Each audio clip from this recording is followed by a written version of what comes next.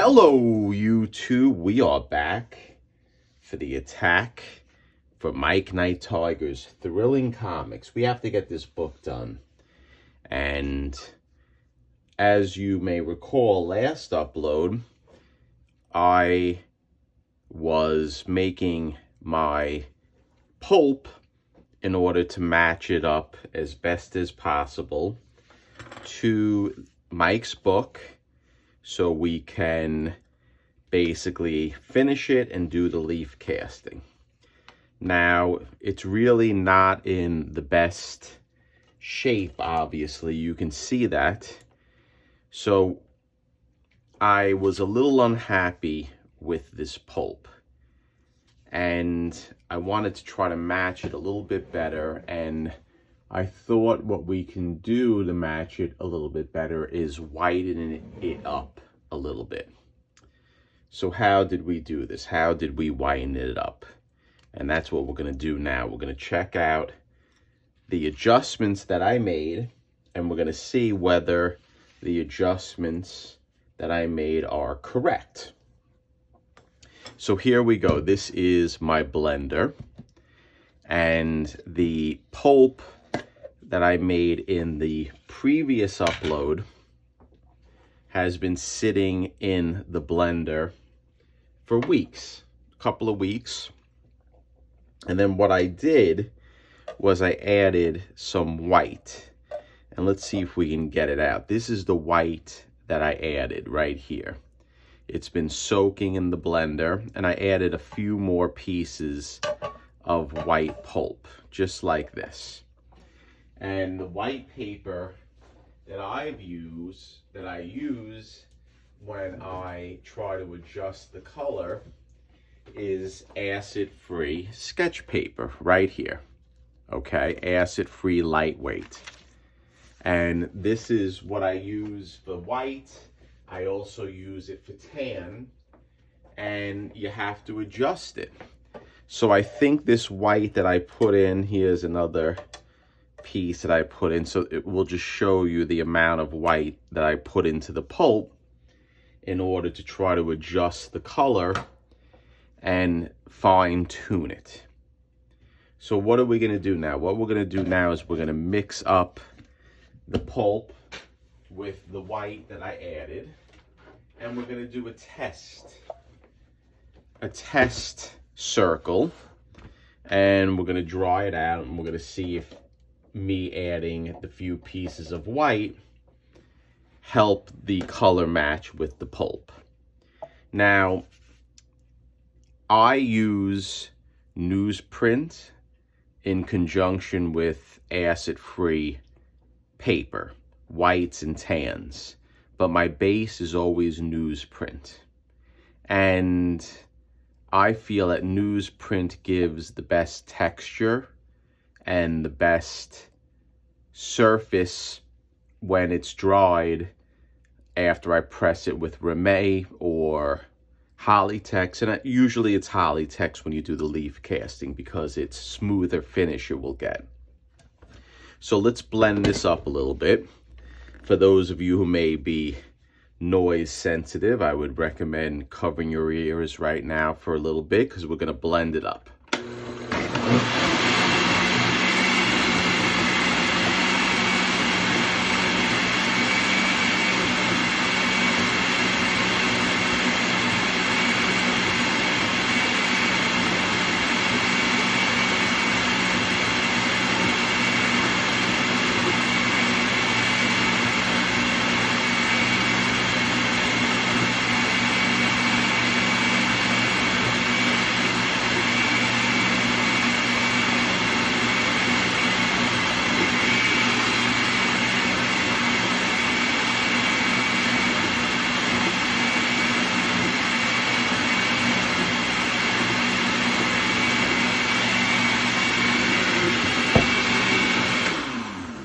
Okay, that should be good. Now, people ask, and I know that people also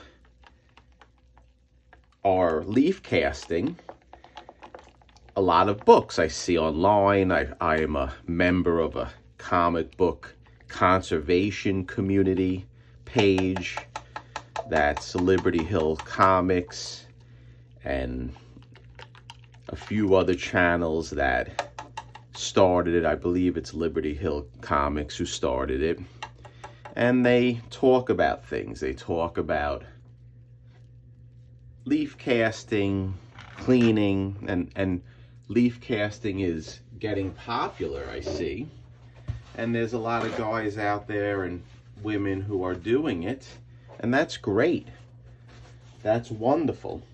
I really like people experimenting in leaf casting. And that is why I do these uploads. I've been doing it for quite some time.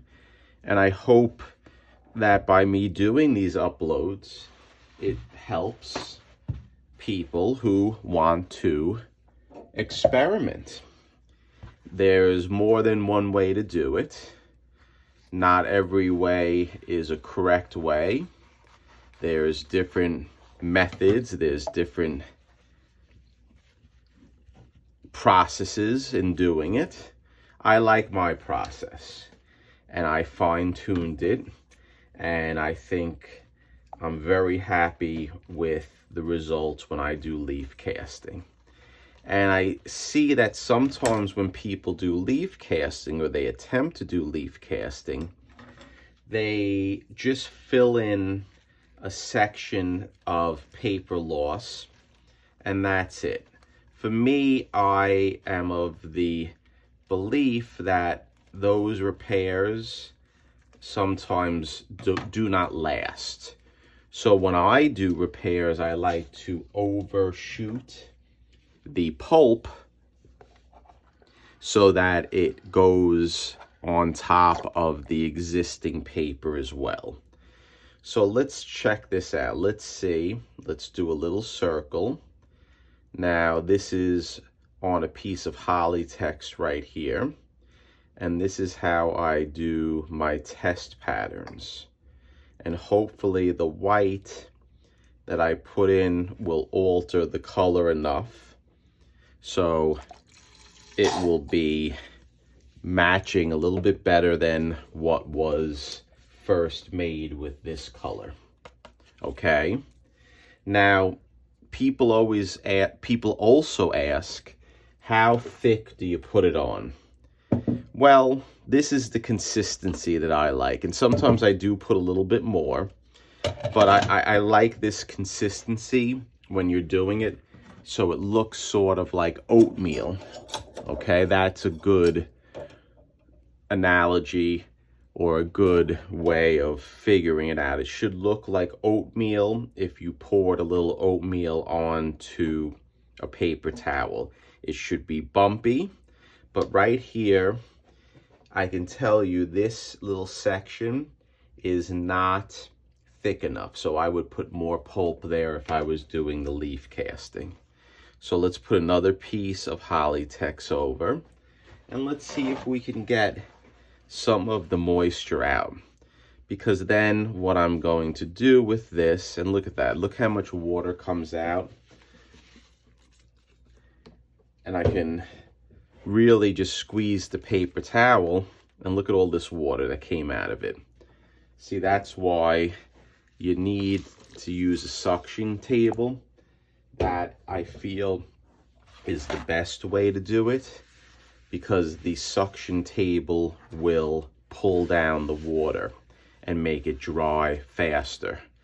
Now, I've done uploads without the suction table, and I have leaf casted using just gravity and my tray table with the grates, my light fixture. And it came out fine. I know that Peter Alici, when he leaf cast, he does not use a suction table, and he does a great job. But I like to use the suction table if I have to choose. Now, I also see a lot of talk of how to smooth the pulp out.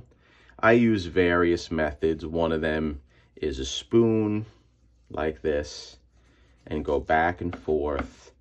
And you can really flatten out the pulp, I use a rolling pin. And however you do it, it's important just to flatten it out just like this. But again, this was not a situation where the pulp was laid down perfectly, because all I'm trying to do is to get a color match. So I could have put a lot more pulp down. I could have worked on it a lot better. But as you can see, it's a nice flat texture. And in fact, just by experience in the area that I said there wasn't enough pulp, I can tell there isn't enough pulp. And that's a problem if you are leaf casting. If you're doing it after you do a cover and you find out that, oh shoot, I should have put more on, it's not a good thing. And there's ways that you can correct it, even if you dried the cover, and maybe I'll show how to correct it by adding more paper pulp on. That's why you always save your paper pulp. So what we're going to do is I am going to cover this. I am going to put it on my oil burner, and we're going to let this dry. And look, I cut my thumb today. I was pruning rose bushes. I have rose bushes in the back, and one of the thorns got me. But it happens. Can't cry over a little cut, but it is hurting me. So I'm going to let this dry, and then what we're going to do is, with editing, let's see how it turned out. I would say probably now. Okay guys, let's see the results, and let's see if we got a little closer. This was sitting overnight on my oil burner, and the goal, as I indicated, is trying to modify the color of the pulp that we're going to use for Night Tiger's Thrilling Comics. So here is the results, and you see how maybe it's coming through. This is the area that I said I didn't have enough pulp, and you can see how there's little holes in the dried paper pulp. That's not good, and that's why you have to be careful when you're doing it. Make sure you do full coverage. So here is the old pulp. This is the new pulp with the white added. Is there a big difference on the camera? Probably not, but I'm happier with the adjusted pulp. So this just shows the manipulation that sometimes has to be done in order to achieve your desired results. Now, I could have lightened this cover up with the whites, but I chose not to. We did enough with the lightening. So I think that this is a better match, and we're going to go with this. But guys, I'm just going to say you're not going to get it perfect, because number one, the colors on this cover are all over the place. You have browns, you have whites, and it is a little bit better, this pulp, than this one. Am I completely happy with it? I am not. And I'm looking at it now, and I'm seeing that I maybe have to add a little yellow to the pulp. So the lesson of this upload is you're not going to be completely happy with the paper pulp color every time you do it. So what I think I need to do is I need to add a little yellow to it, perhaps, and I think I'm going to take that route. Now, in my comic book conservation community page that I follow, I think a few people commented about using teas and things of that nature.